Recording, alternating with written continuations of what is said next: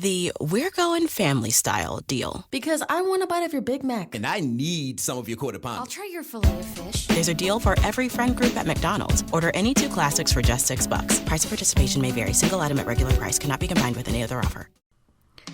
You and the Laws of Attraction presents another episode of What Dad Said.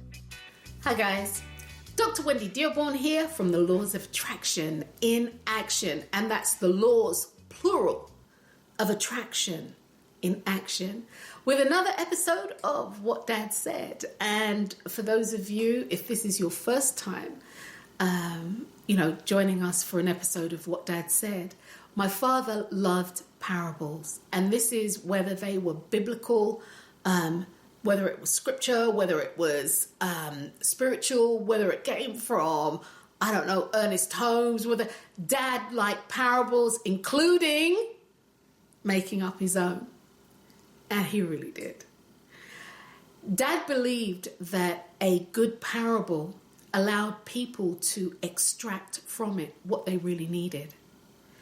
Dad believed that if you told a story and you used the story to communicate a message, people would have, their receptivity of it would be greater.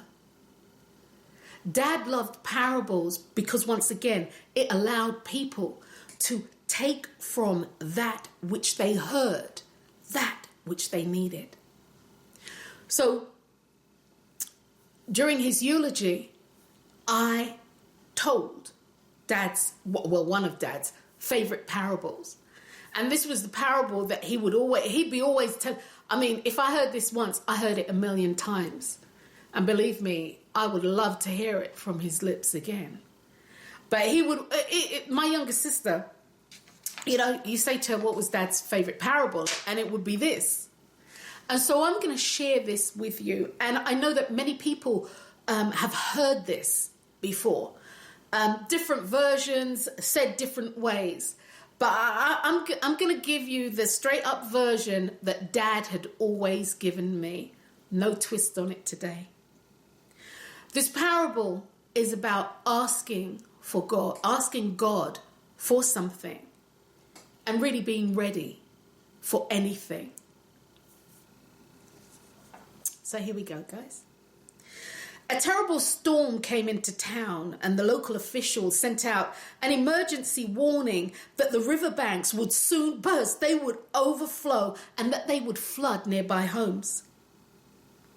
The authorities ordered everybody in town to evacuate and evacuate immediately.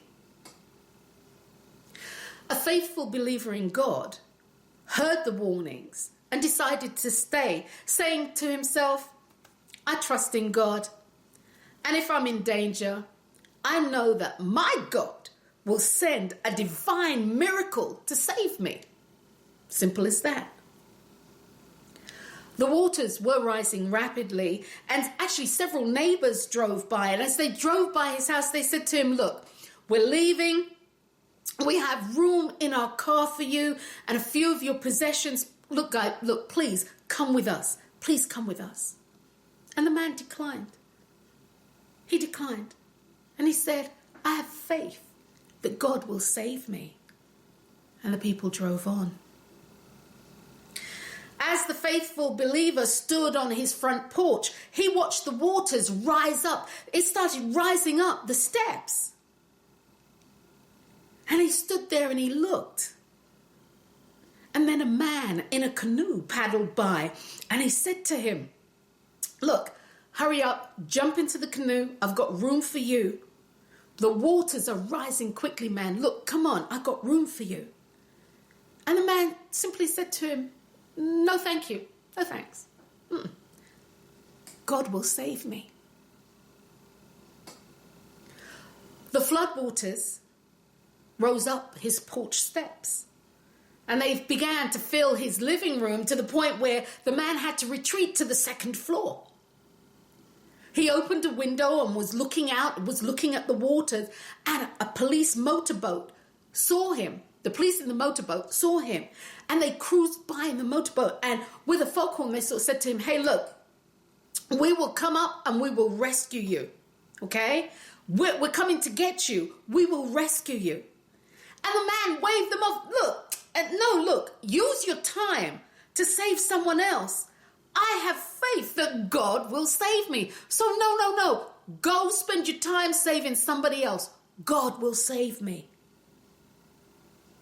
The floodwaters continued to rise, and the man had to go up in the attic until he was out on the top of his roof. And along came a helicopter. They spotted him. One of the rescue crews dropped a ladder and climbed down the ladder and stuck his arm out and said to the man, "Hey, look, take my hand. Take my hand. Grab my hand. I won't drop you. We will get you to safety. Take my hand." And the man wrapped his arms around himself, standing on the roof with the water rising, and said, No, thank you. No, God will save me. Shortly thereafter, the man's house splintered into 1,000,000 pieces as the floodwaters hit it, swept him away, his house, everything away, and the man drowned.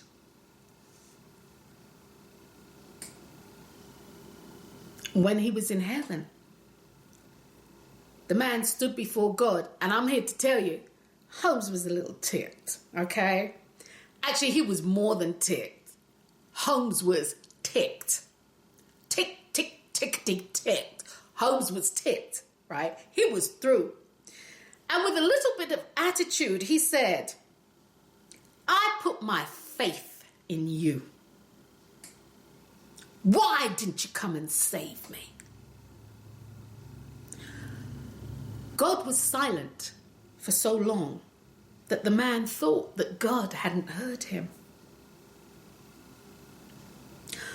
Finally, God looked at him deep within his eyes.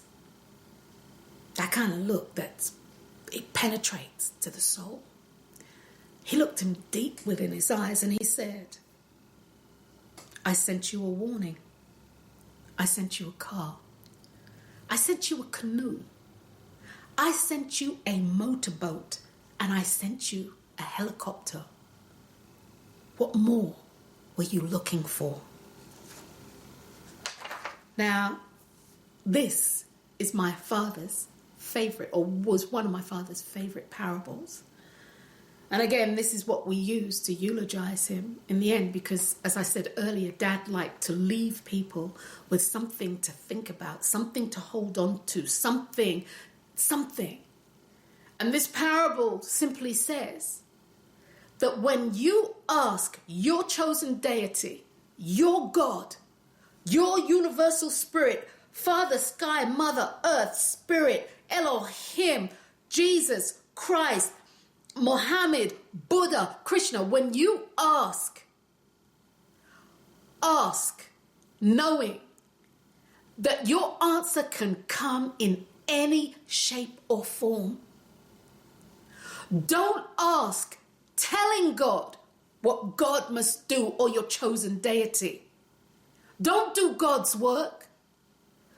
God's job is to send people, places, and things so you can have what you want. Not for you to dictate, which is what this man did. He didn't even really say how he wanted God to save him. He didn't even say what he wanted his divine miracle to be. Yet somewhere he must have known, because he was so ticked when he stood before God, demanding to know, why didn't you save me? When you ask for something, and you ask in truth, you ask in honesty, and you ask aright, it can come to you in any form. So be prepared. Be prepared for your answer, or the people, places, and things that you need to come, that will come to you in any form. Be prepared for it in that way. Well, I hope you've enjoyed this episode of What Dad Said. And remember, your job is to know what you want. The universal creator, known to me as God, God's job is to create it for you. I'm Dr. Wendy Dearborne. You can find me at The Laws of Attraction. And if you like this, be sure to like, subscribe, and hit the notification button. Until next time, guys. Peace.